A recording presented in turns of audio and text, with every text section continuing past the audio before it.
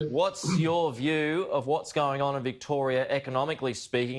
It would seem that Josh Frydenberg's figures from last week are already out of date. I think it's a pretty fair call, Pete. I think they were working with the idea. I think they actually said that it's a 6-week lockdown calculation, and this is going to be longer than 6 weeks. So the end result is that because of the extended lockdown, you have to expect business or consumer confidence and business confidence to fall. Therefore, business investment falls.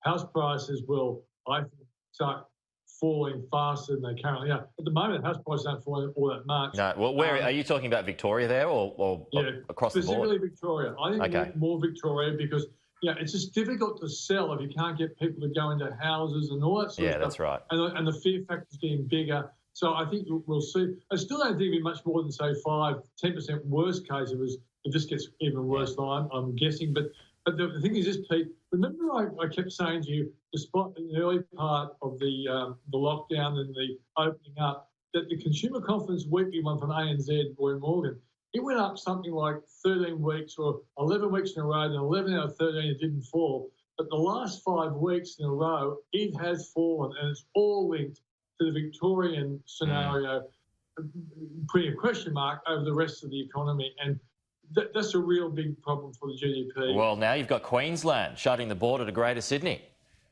Yeah, and of course that then reduces the profitability of the Gold Coast and Sunshine Coast tourist sector. Yeah. And so that doesn't help the national economy as well. And there's going to be some restrictions in New South Wales for sure. Yeah.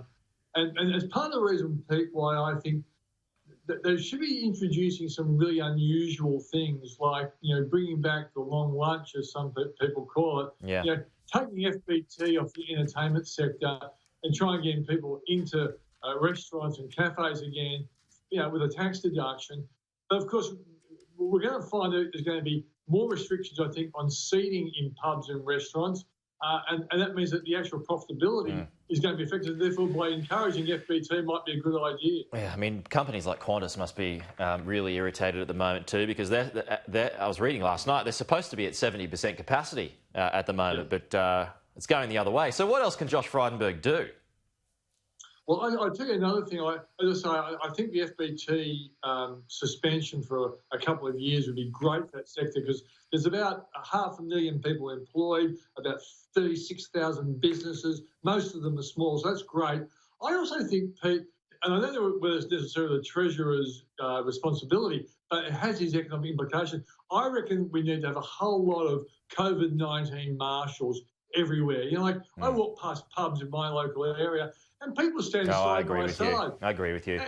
So people should be just coming in, and also marshals could be in the foyers of major office blocks to man the lifts, to make sure the lifts... Well, I was in the gym the other day, and that's where marshals should be. I know that Sydney's about to introduce that, but, people aren't wiping down gear. It's just like, you can try your best. I mean, the leaders are trying their best, but you can't tell everyone.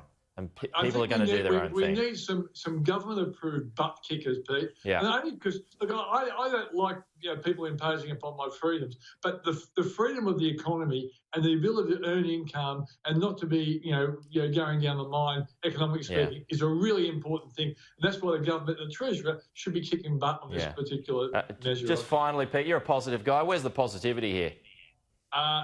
The only one good piece of data I saw this week was the CBA card spending, debit and credit cards, were up 9.8% on the week.